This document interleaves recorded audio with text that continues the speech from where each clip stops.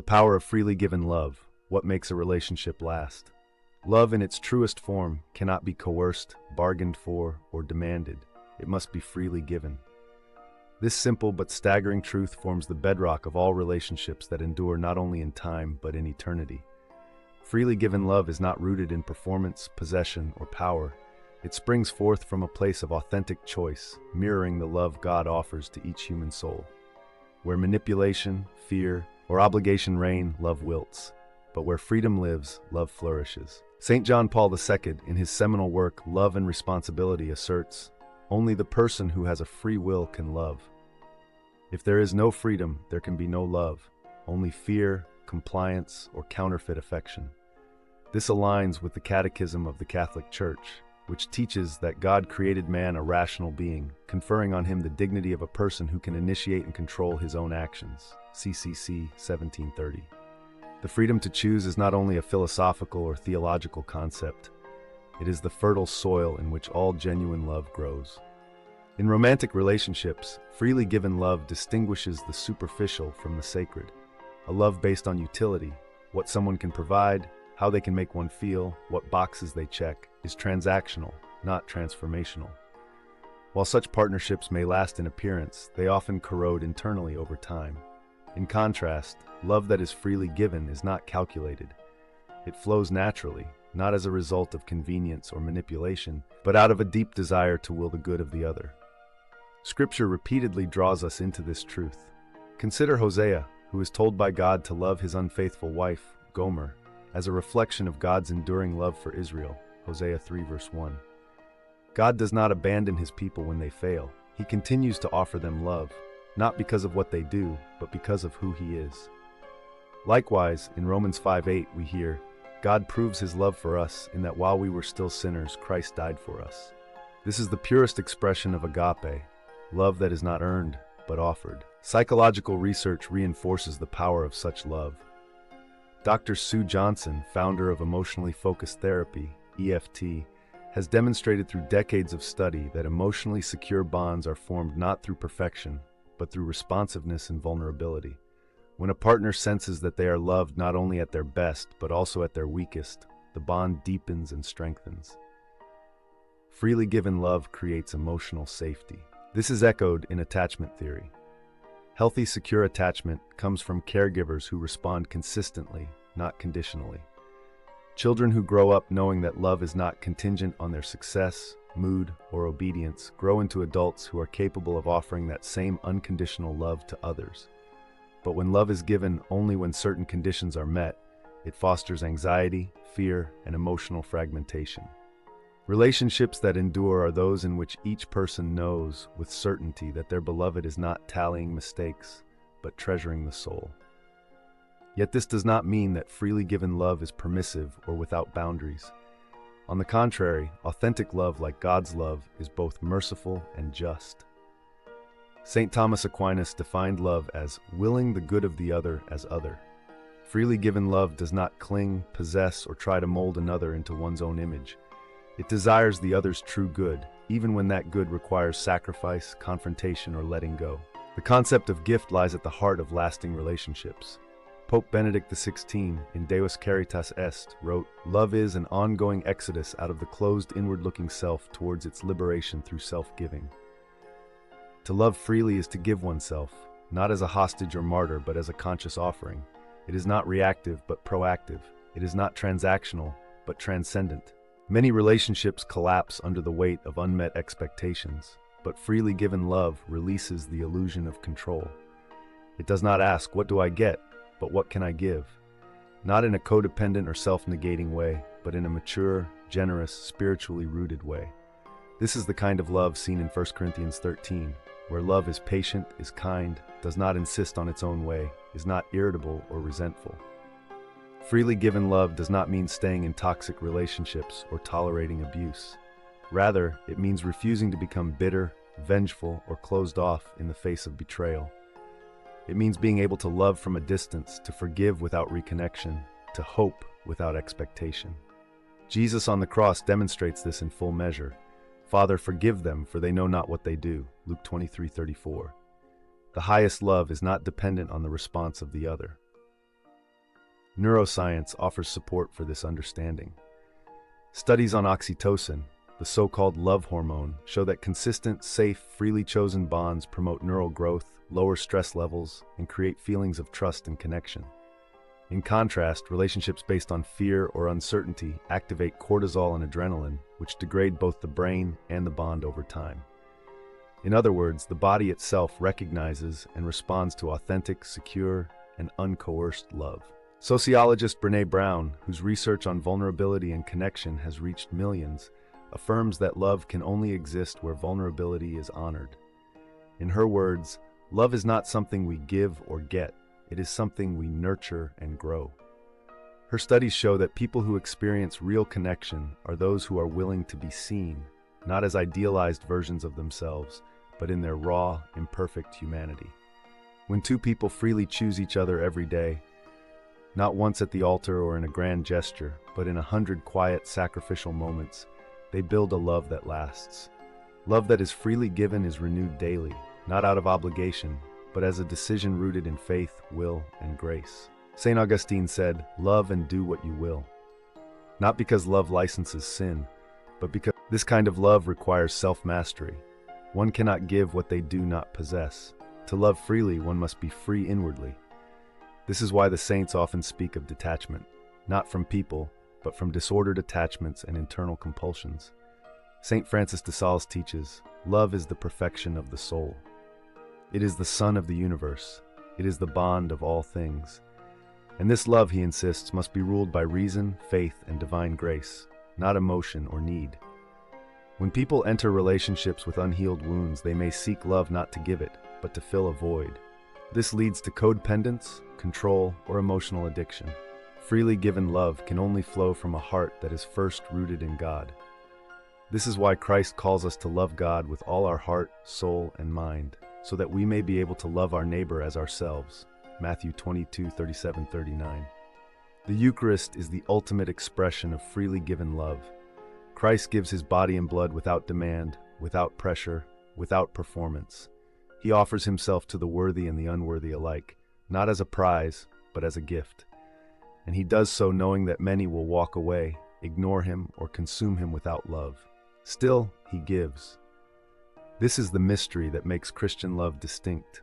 It is not sentimental or utilitarian. It is sacrificial, patient, and unthreatened by rejection. When modeled in human relationships, it does not always lead to immediate happiness, but it creates deep and lasting joy. It forms the kind of union that can withstand the storms of illness, poverty, betrayal, or even death. Saint Thérèse of Lisieux spoke of her little way of love, not grand gestures, but small acts done with great intention. Freely given love does not require spectacle. It is content with the ordinary. It finds God in folding laundry, waiting in silence, making tea, forgiving again. It does not perform, it abides. And this abiding is what makes a relationship last. Feelings fade, bodies change, seasons shift, but love that is freely chosen and freely given deepens with time. It becomes less about what one receives and more about what one becomes. In loving, we are sanctified. In choosing to love even when we are tired, angry, or misunderstood, we become more like God. This love transforms the lover even more than the beloved. Freely given love purifies motives, softens pride, teaches humility. It reveals the falseness of control and the power of surrender. It invites the human person to participate in the divine life, to become a living icon of Christ, who gave all and asked for nothing in return except our hearts. When we speak of lasting love, we are not speaking of survival or endurance alone. We are speaking of love that grows in depth, tenderness, and holiness. Love that reflects heaven. Love that chooses again and again, not because it must, but because it is free to. Freely given love is also resilient. It weathers failure without shattering. It recognizes that to love is to face risk, the risk of not being understood, not being loved back in the same way, or even being abandoned. But it does not retreat into bitterness or self-protection. Instead, it leans on grace. It remains faithful to its own nature, even when the outcome is uncertain. This is why St. Paul can say in Romans 12:21, "Do not be overcome by evil, but overcome evil with good." Love that lasts doesn't respond to betrayal with revenge, but with mercy, rooted in truth. To love someone freely is to allow them to be a mystery, It is to resist the urge to categorize, to control, to predict every move. It is to remain present in the unfolding of who they are. In this sense, love is an act of awe. The Catholic mystics often describe God's love as a consuming fire, a mystery too vast to grasp, yet intimate enough to indwell the soul. Human love, when patterned after divine love, adopts this posture, reverence, not ownership. In this way, freely given love protects the dignity of both persons. It does not reduce the other to a role, a function, or a need meter. It sees the soul first. In Love and Responsibility, St. John Paul II warned against the utilitarian attitude that creeps into relationships when love becomes about usefulness.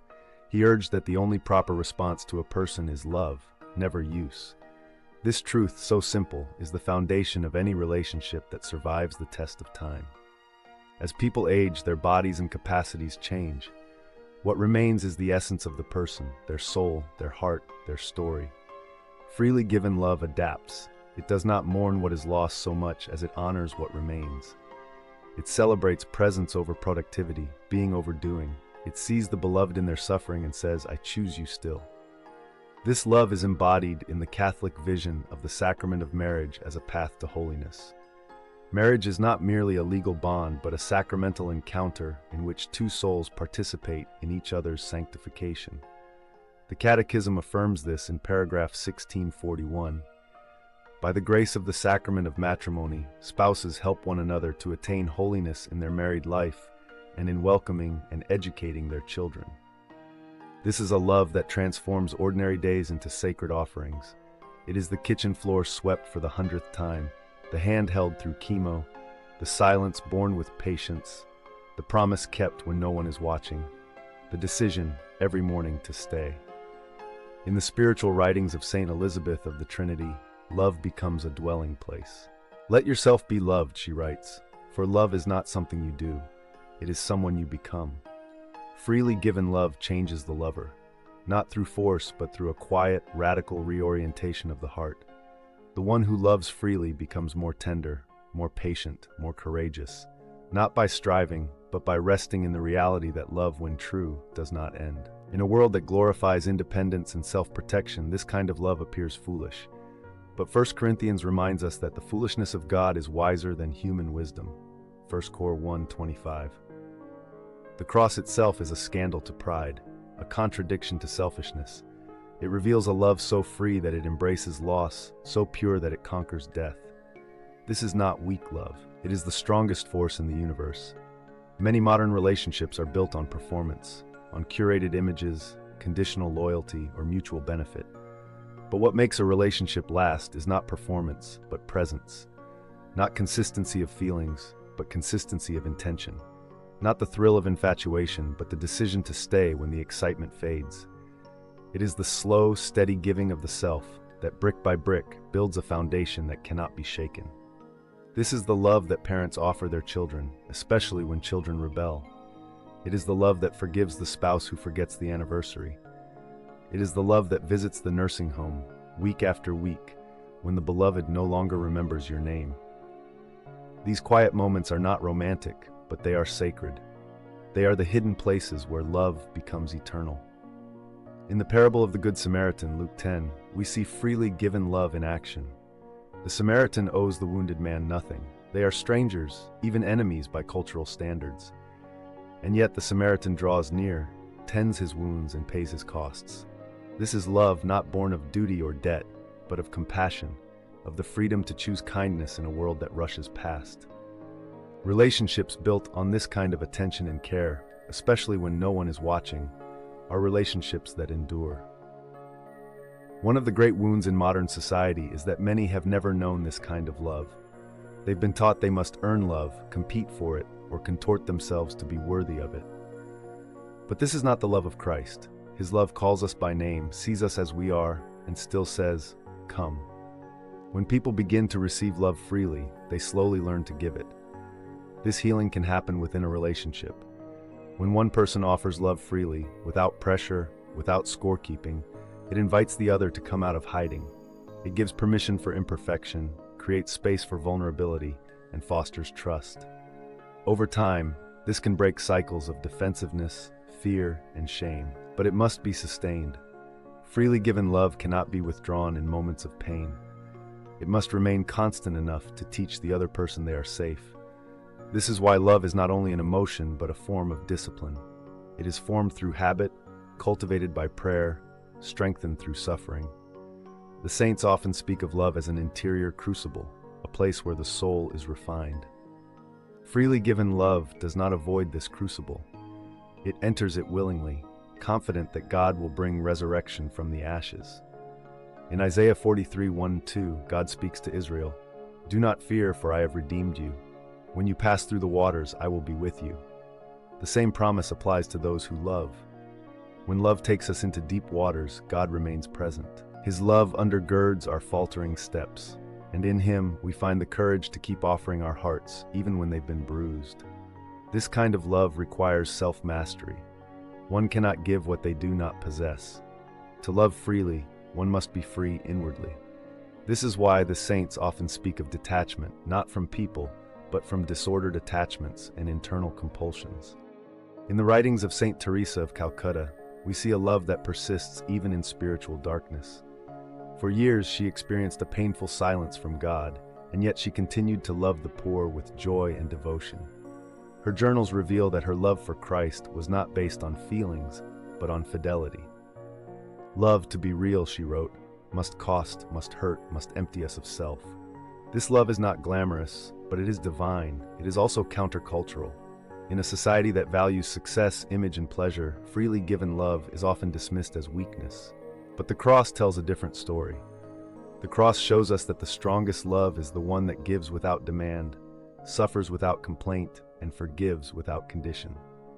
This love can heal generations. It can break family cycles of abandonment, betrayal, and manipulation. It can restore hope in hearts long resigned to despair. When a child experiences unconditional affection, when a spouse receives mercy instead of wrath, when a friend is shown grace in failure, something eternal is planted. And that seed, though it may take years to bloom, is never wasted. Freely given love is not naive. It sees clearly, it knows the risk, it understands the cost, and still it chooses. Not because it expects return, but because it trusts that love itself is the reward. This is the mystery the saints lived. It is the call of every Christian vocation, to love not only those who love us, but those who hurt us, misunderstand us, leave us. The Catechism states in paragraph 1825, "Christ died out of love for us while we were still enemies." The Lord asks us to love as He does, even our enemies, to make ourselves the neighbor of those farthest away.